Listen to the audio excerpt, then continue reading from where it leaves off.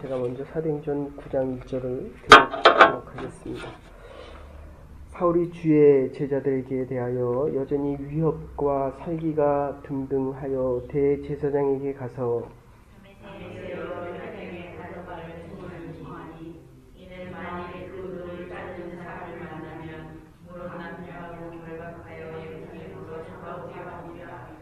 사울이 길을 가다가 다메섹에 가까이 이르더니 호련히 하늘로부터 빛이 그를 둘러 비추는지라.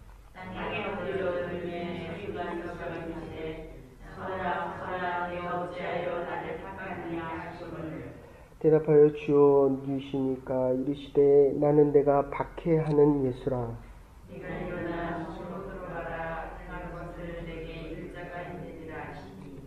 같이 가던 사람들은 소리만 듣고 아무도 보지 못하여 말을 못하고 서 있더라. 사울이 자리에서 일어나 눈을 떴으나 아무도 보지 못하고 사람의 손을 끌어 다메섹으로 들어가서 같이 보십시다. 사흘 만에 보지 못하고 먹지도 마시지도 아니하니라. 아멘. 오늘 우리 하나님의 말씀은 핍박을 위해서 하는 말씀입니다. 사울에게 질문을 합니다. 사울이 지금 바울로 바뀌는 장면입니다. 다메섹 도상에서 그 유명한 컨버전, 회심에 대한 이야기입니다.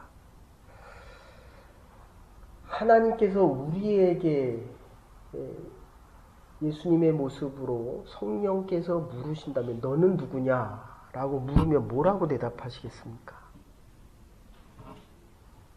거기에 대한 대답이 은혜적으로 얘기하면, 로마서나 갈라디아서로 얘기하면 내가 위대한 하나님의 그리스도인이다 라는 것이 아니라 내가 주님을 핍박하는 아무개입니다 라고 이야기해야 된다는 것입니다. 지금 우리가 7장에서 스데반에 대한 이야기를 했고 8장에서 빌립에 대한 이야기를 하고 지금 9장에서는 사울이 바울로 바뀌는 장면입니다. 그리고 10장에 가면 고넬료, 경건한 자 고넬료에 대한 이야기가 나오고 이제 11장에 가면 바나바라고 하는 자의 이야기가 나오고 이 고넬료 이방 사람입니다. 그리고 바나바라고 하는 사람은 사울을 바울되게 만들어주는 사람입니다. 겉으로는 스데반의 모든 신학이 지금 사울인 바울에게 오고 있지만 바울을 바울되게 만들어주는 사람은 이 바나바라고 하는 사람입니다. 초대교회에 지도자가 2명 있었다고 한다면 이방인을 위한 교회의 지도자 2명은 이 바나바라고 하는 자와 바울이라는 자입니다. 그래서 우리가 계속 보시면 알겠지만 12장까지 가면 베드로의 등장이 사라지기 시작합니다. 그리고 13장에서부터 이제 바울의 선교 사역이 시작되어지는 장면이 나옵니다. 그래서 1차 여행과 2차 여행과 3차 여행이 나오게 됩니다. 그거는 우리가 차차 보면 되겠고, 그런데 왜 사울이 예수님을 핍박하는 그 핍박이 내가 예수를 핍박하는 장면과 똑같아지느냐에 대한 이 질문은 빌립보서 3장 기억하실지 모르겠지만 바울은 스스로를 대단한 자로 여겼습니다. 나는 사도다 이렇게 하고 시작합니다. 나는 장로고 나는 권사고 나는 집사고 나는 목사다 이렇게 하고 시작됩니다. 근데 좀 지나고 나면 나 사도 중에서 별볼일 없는 말재다 이렇게 이야기가 나오고 조금 더 가면 나는 죄인이다 이렇게 표현됩니다. 그리고 맨 마지막에 후기서신에 가서 보면 바울된 나, 사도된 바울 나 이렇게 표현하지 않고 나는 죄인의 괴수다 이렇게 이야기합니다. 이유는 우리가 신앙생활을 하고 하나님을 많이 알아가면 많이 알아갈수록 죄에 대한 깨달음이 많아지기 때문이라는 것입니다. 그래서 이 교회에 처음 오는 분들, 매주 한 명씩 온다고 치면 이 한 명씩 오는 분들이 죄인인 것을 모릅니다.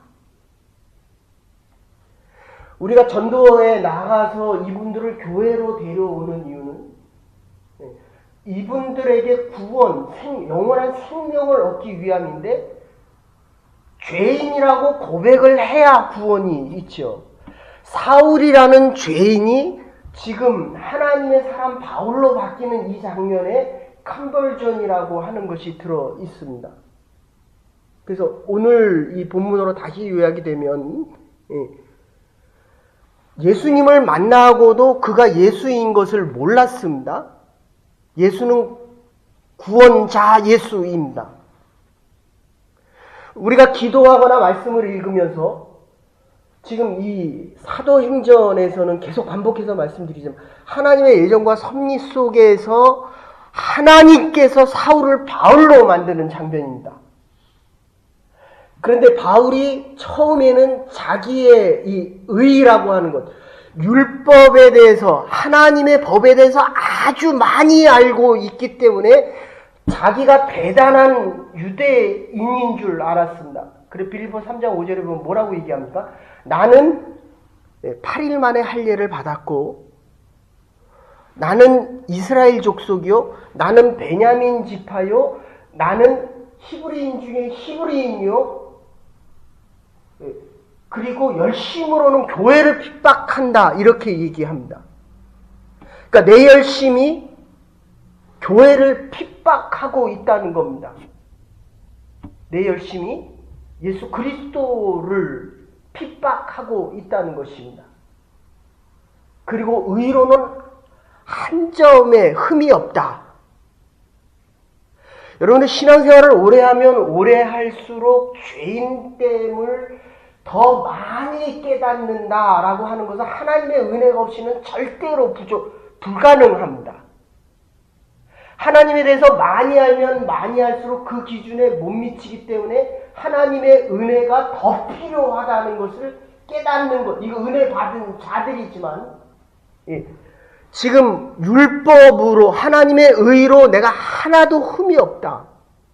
예배 시간에 아주 철저히 지키고 하나님의 말씀을 매일 읽고 그리고 11조를 매일 꼬박꼬박 드리고 모든 것을 성결하여 하나님 앞에 드릴 때에 우리는 스스로를 내가 믿음이 좋다 이렇게 생각합니다. 그 율법입니다. 그래서 지금 이 선교 사역, 사울이 바울로 바뀌는 이 장면에서 가장 중요한 것은 하나님이 사울이라고 하는 자를 바울로 택했다는 것입니다. 사울의 의와 사울의 율법 때문에 사울이 법을 잘 지키고 하나님의 법을 잘 지키는 것 때문에 물론 하나님이 택하신 것도 있지만 지금 하나님의 법보다 사울이 우선될 수 없다는 것입니다. 그래서 이 바울에 대한 책이 아마 신학서적 중에 제일 많을 것입니다. 그리고 이 컨버전에 대한 이 사도행전 9장의 사건은 이 기독교에서도 아주 중요한 부분입니다. 한 금요일 정도에 이 컨버전에 대한 6단계를 말씀드리겠지만 지금 요 앞에 바울의 앞에 있는 스데반 사건과 8장에 있는 성령 충만한 사건을 보면 성령이 충만하다는 게 뭡니까? 이 사도행전에서 성령이 충만하다는 것은 너와 내가 통한다는 겁니다. 집사님, 저하고 통합니까? 네? 이 고린도적인 방언은 나만이 아는 하나님이 특별한 랭귀지를 주셔서 나하고 하나님하고 통하는 겁니다. 근데 사도행전에 3장에 나오는 성령 충만함은 모두가 통하는 겁니다. 아람어로 설교를 하고 있는 이 베드로의 설교를 각 나라에서 온 사람들이 다 알아들었다는 것입니다. 그러니까 이 목회자가 성령이 충만하면 처음 온 자나 오래 믿은 자나 율법의 의를 자랑하는 자나 하나님의 은혜가 충만한 순복음에서 온 사람이나 하나님의 말씀이 다 통해야 되는데 저처럼 성령이 충만하지 않으면 안 통한다는 거예요. 통합니까? 안 통합니까? 이게 목회자를 위해서 여러분이 기도를 해줘야 된다는 겁니다. 내가 이 성령이 충만해서 해야 될 것은 복음을 증거하기 위함이라는 것입니다. 하나님과 통하고 너와 내가 통하는 것은 바로 살아있다는 증거가 된다는 것입니다. 오늘 본문으로 이렇게 다시 줄이면 이 성령으로 인하면 아내와 남편이 통합니다. 내가 자식하고 안 통하는 이유는 자식에게 해준 것에 대한 대가를 요구하기 때문입니다. 사랑을 한다라고 얘기하면서 사랑을 줄 때 대가를 원합니다. 내가 이제까지 하나님의 은혜로 가난하고 어려웠지만 이렇게 감사하는 마음으로 주의 전에 나와 예배드릴 수 있다. 이거 은혜입니다. 그런데 내가 이렇게 열심히 신앙생활을 했는데 내 삶에 하나님께서 주시는 게 별로 없다. 이거 율법입니다. 자기의 의를 드러내는 것입니다. 그래서 오늘 본문으로 이 바울의 의에 대한 이야기를 하면 지금 바울의 의 때문에 하나님께서 그를 택한 것이 아니라 하나님의 예정과 섭리와 경륜이 먼저 있었기 때문이요. 그리고 지금 오늘도 도에 대한 이야기하는 예수 그리스도의 도는 우리가 신앙생활하는 가장 기본적인 것은 하나님의 말씀입니다. 예수 그리스도의 전한 그 복음의 말씀입니다. 그러니까 예수 그리스도의 말씀을 잘못 이해하면 여기 성령 충만, 사도행전 3장에도 성령 충만하고 사도들에게 가서 배우는 장면이 나오고 오늘도 이 사도 바울, 사울이 바울로 바뀌면서 다메섹에 들어가라 라고 이야기합니다. 들어가서 하는 게 뭡니까? 아나니아를 만나는 겁니다.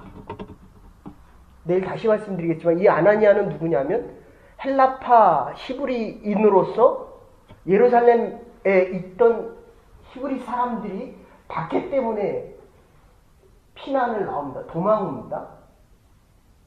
그거는 타의적입니다.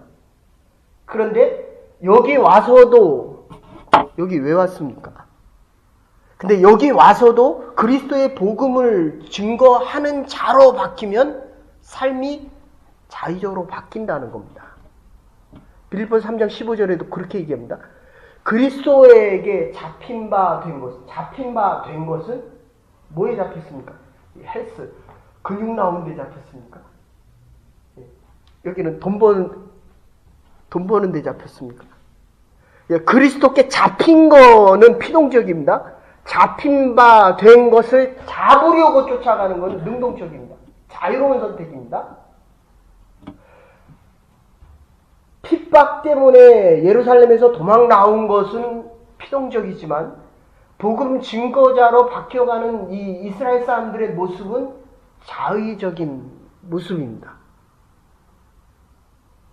그래서 이 본문에 보시면 오늘 이 본문에서도 지금 이 그러니까 사울이란 자가 바울로 바뀔 때에 왜 다메섹으로 가라고 했겠느냐 하는 것입니다. 율법의 의로는 흠이 없는 자고 의로 따지면 바리새인, 이거 당대에 가장 자랑할 만한 가말리엘 문화의 바리새인이고 그리고 순혈통이고 8일 만에 할례 받은 더 이상의 율법으로 흠잡을 데가 없는 이 사울을 왜 아나니아에게 가라고 했겠냐는 것입니다. 이건 질문이 똑같아집니다. 왜 하필이면 사울이냐? 우리가 하나님 앞에 쓰임받기를 원합니다. 근데 알아야 쓰임을 받죠. 공부한다고 쓰임 받습니까? 저도 할 만큼 해봤거든요. 근데 그게 아니더라는 거예요. 내가 돈이 많으면 하나님이 나를 쓰십니까? 물론 쓰임 받을 수 있죠. 근데 돈이 많아서 내가 헌금을 많이 하고 하나님의 구제사업을 많이 한다고 하나님이 쓰시는 것인가? 라는 질문을 우리가 앤서를 가지지 못한 채 열심히 득하면 그게 율법이 된다는 것입니다.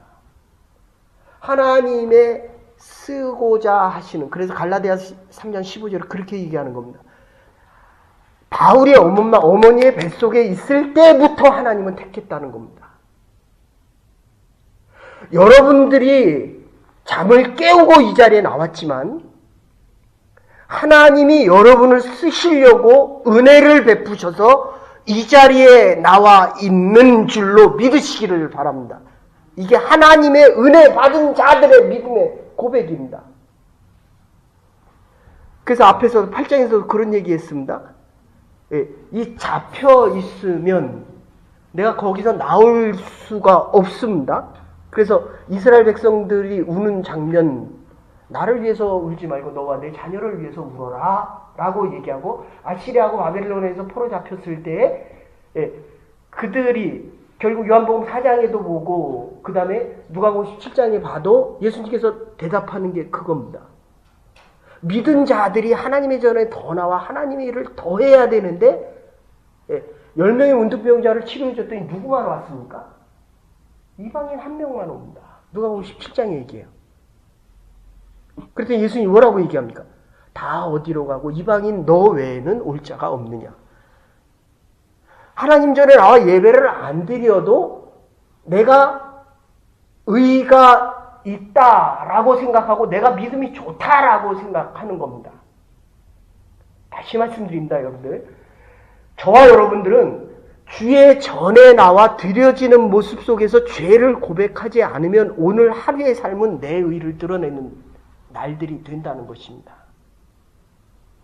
그래서 바울의 의 때문에 하나님께서 그를 믿음의 사도로 택한 것이 아니라 하나님의 예정과 섭리가 먼저 있었고, 그리고 중요한 것은 바로 이 바울이 하나님의 요 두 번째 상은 이겁니다.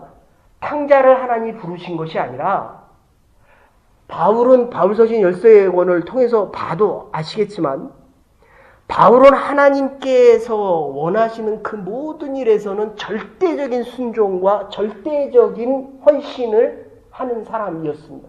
그래서 택하는 겁니다. 하나님에 대한 율법의 의의를 흠없이 지켰던 자였기 때문에 예수님을 만나고 나서도 완전하고 흠없이 정말 열심을 다하여 생명의 그 면류관을 위해서 자기의 달려갈 길을 다 달려나가고, 그리고 그리스도께 잡힌 바 된 그 삶을 위해서 자기의 모든 것을 다 헌신할 수 있었던 유일한 사람, 한 사람이었기 때문에 하나님이 바울을 택하신다는 것입니다. 그 말을 조금 바꾸면 유대인을 기독교인으로 바꾸는 장면입니다. 비기독교인을 기독교인으로 바꾸는 장면입니다.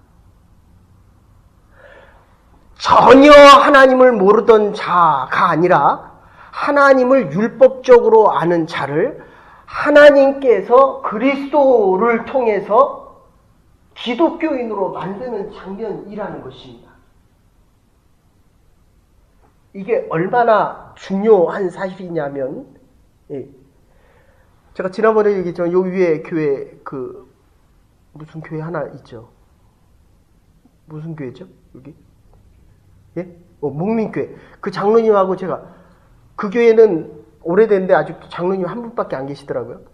근데 저하고 같이 교회를 섬기다 그 교회로 가신 분인데, 그분이 그러더라고요. 3분의 1이 처음 믿는 분들이 오셨는데, 이분들이 그리스도인이 되는데 5년에서 7년 걸린대요. 저는 이게 맞다고 생각합니다. 제가 CCC 출신의 내비게이터 CCC 이 출신들의 사람들하고 대화를 하고 성경 공부로 교회를 유지하지 않으면, 성경 공부가 없으면 교회가 신앙생활 7년 한 사람과 성경 공부 1년 배운 사람하고 거의 비슷하더라고요.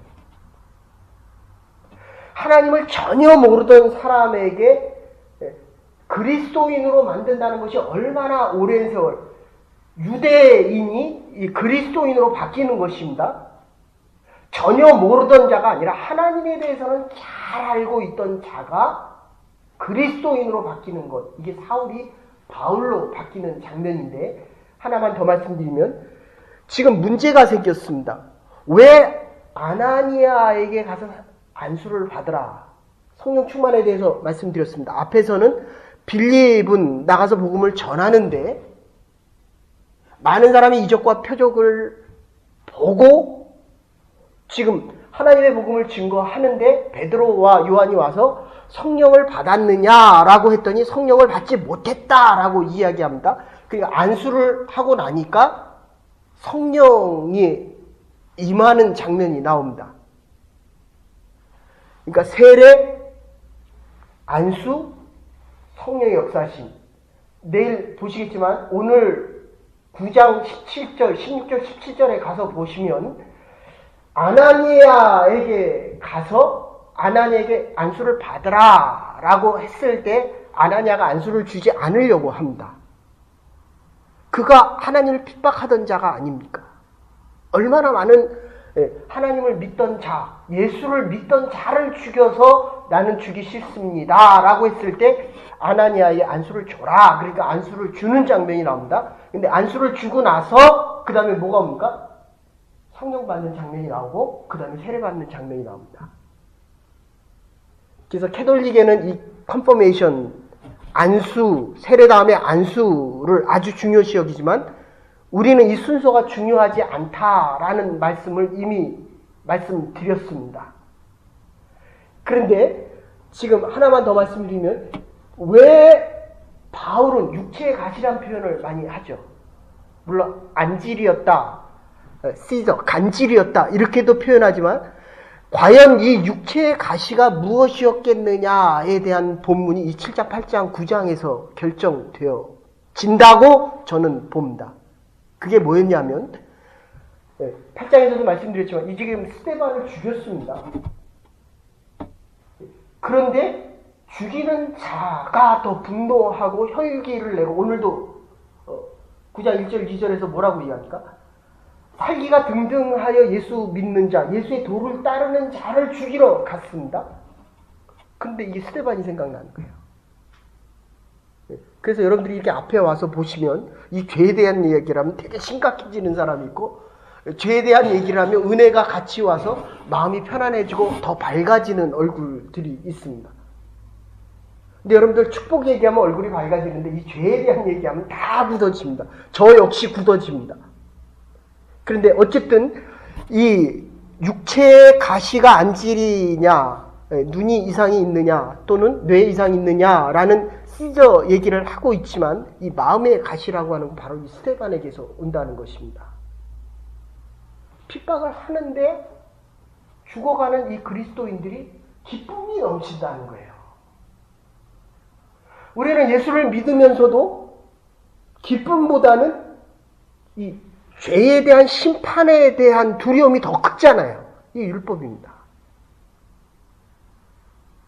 내가 열심히 안 믿어도 하나님의 은혜는 변함이 없습니다.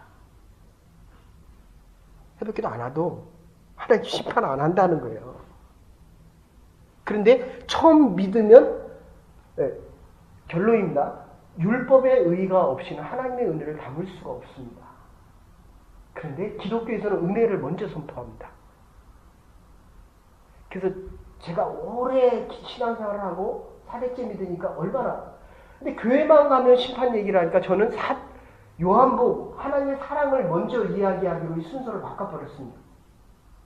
자유함과 기쁨이 먼저라는 것입니다. 하나님의 교회를 찾는 모든 이들에게 일을 맡기는 건 중요하지만 그보다 더 중요한 거는 그 일을 안 맡은 사람들조차도 함께 갈 수 있는 젊은이들이 되어야 됩니다. 내 뜻대로 하는 사람도 나에게 소중한 사람이지만 내 뜻과 다른 사람도 하나님의 뜻 안에서 예수 그리스도의 도를 따라가고 성령이 충만한 사람이라는 것을 우리는 잊지 말아야 된다는 것입니다. 그와 내가 통해야 됩니다. 마음이 통하고 생각이 통하지 않으면 바로 이 의에 대한 문제, 율법을 적용시킬 때에 그는 죄의식을 느끼게 됩니다. 그러면 이 하나님이 주시는 이 사랑과 기쁨과 자유와 평안에 대한 생명의 능력이 자꾸 줄어들게 된다는 것입니다. 하나님의 전을 찾을 때마다 기쁨과 감사함이 넘쳐날 수 있는 하나님의 은혜의 사람들과 은혜의 충만함과 성령 충만함이 넘쳐날 수 있는 하나님의 교회가 될 수 있기를 간절히 소원합니다. 이 안에 우리의 생명이 새로운 도전과 새로운 시작을 가능케 할 것입니다. 사울이 바울로 바뀐 것은 하나님께서 하십니다. 그랬더니 바울이 세상을 바꾸고 하나님의 역사를 바꿉니다. 하나님께서 저와 여러분을 통해서 하실 일이 있기 때문에 저와 여러분을 이 땅에 보내셨습니다.